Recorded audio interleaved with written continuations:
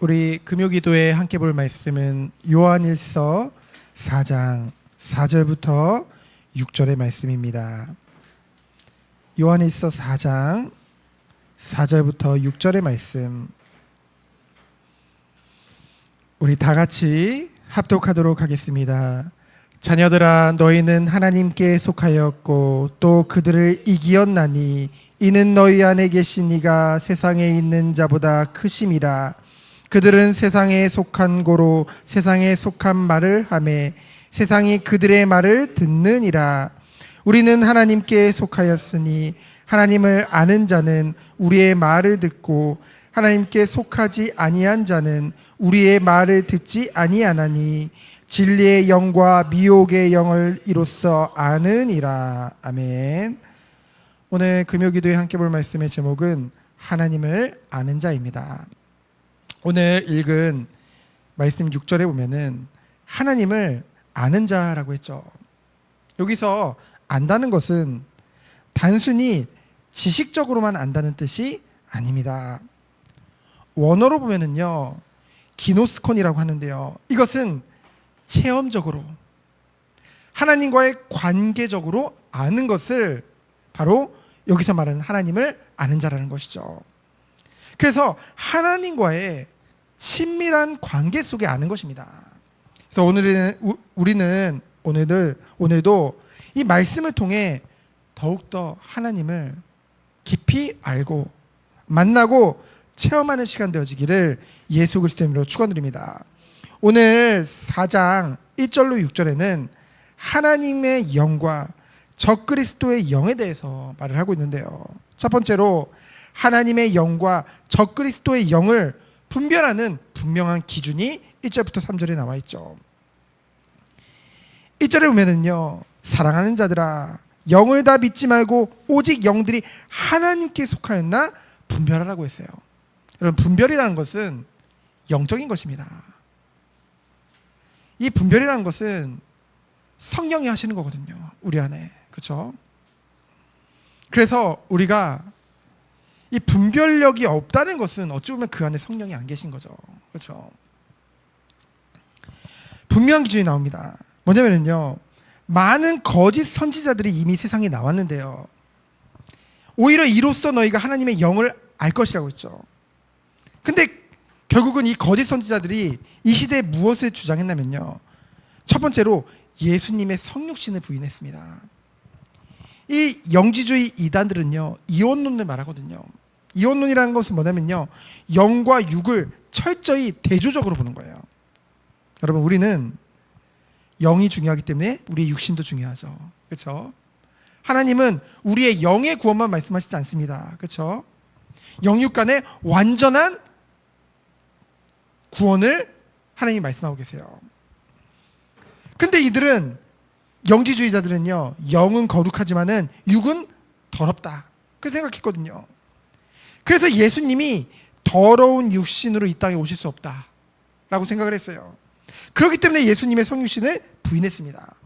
근데 이들이요, 이 기록을 살펴보면요, 그 예수님의 성육신을 부인하는 정도가 아니라 뭐라고 얘기까지 했냐면요, 세례 요한이 그냥 예수님은 그저 똑같은 인간이었을 뿐이다, 영지주의자들의 주장이에요. 세례 요한이 세례를 줄 때 잠시 그리스도의 영이 임했다가 공생의 기간을 좀 하다가 예수님이 십자가에 죽기 직전에 떠나갔다. 그렇게 되면 어떻게 된 거예요? 예수님은 평범한 인간이고 예수님의 성육신을 부인하는 것뿐만이 아니라 예수 그리스도의 대속적인 죽음, 죄인을 구속하신 그 성취된 그 복음을 완전히 부인하는 거예요. 그때 영지주의자들이라는 거죠. 그래서 그들을 따르는 자들은 뭐예요? 결국은 적그리스도의 영에 속한 자라는 것이죠. 그들이 이미 이 세상에 있음을 말하고 있습니다. 그래서 적그리스도의 영을 분별하는 기준 첫 번째는 뭐예요? 그리스도의 성육신을 부인하느냐 아니면 인정하느냐, 그것이죠. 그럼 두 번째로 그들이 어디에 속하였는지 분별하는 기준이 있습니다. 그렇다면 그들이 진짜 어디에 속했느냐? 4절로 6절이 보죠. 4절에 보면은 자녀들아, 너희는 하나님께 속하였고 또 그들을 이겼나니 라고 했어요. 여러분, 이 자녀들은 성도들이죠. 성도들은 이미 승리한 것입니다.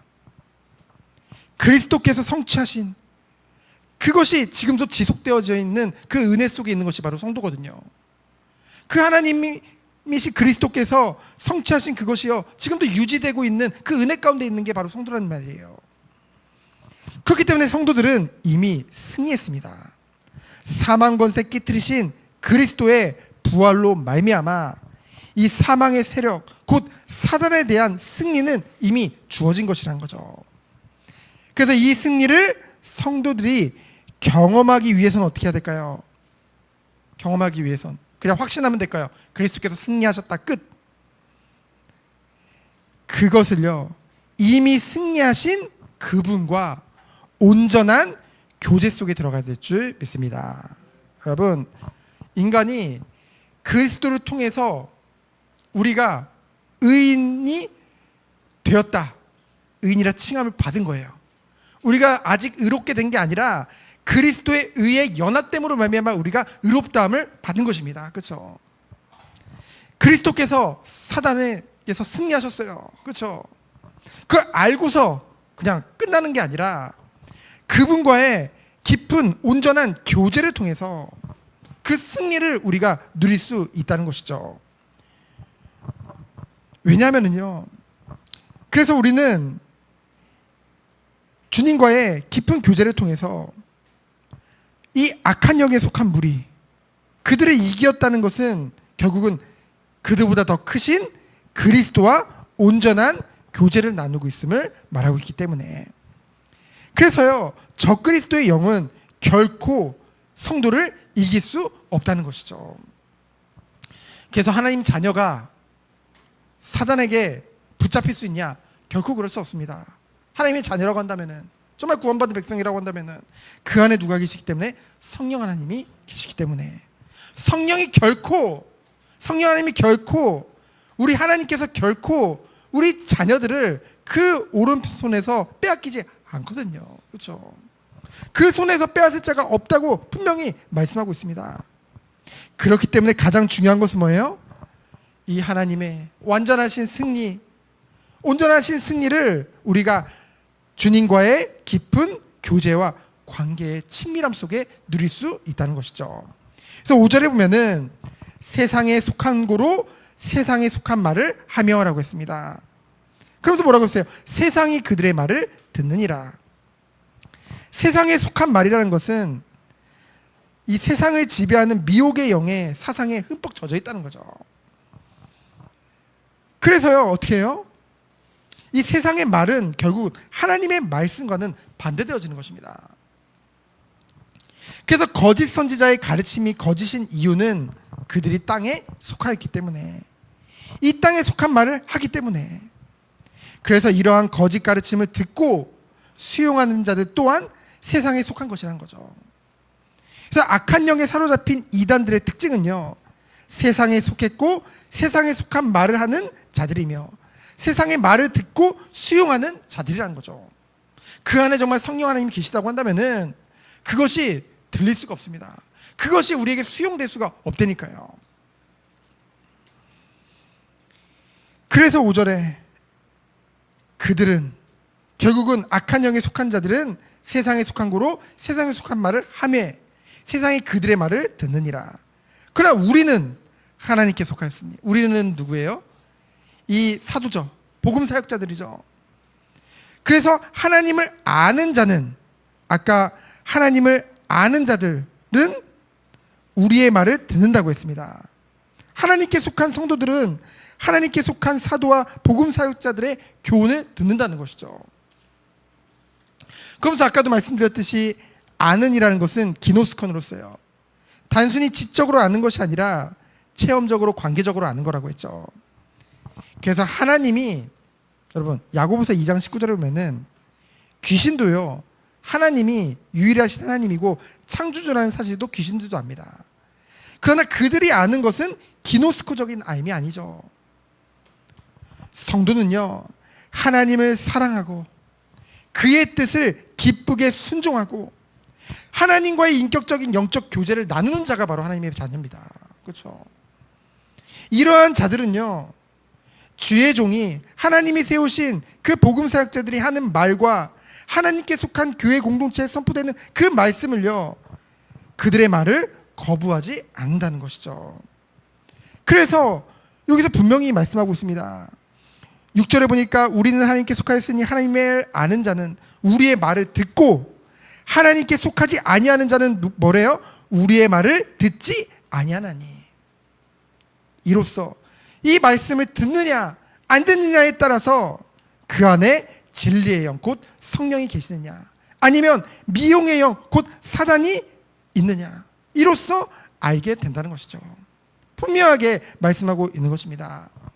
그래서 우리는 정말로 결론적으로 하나님을 아는 자가 되길 원합니다.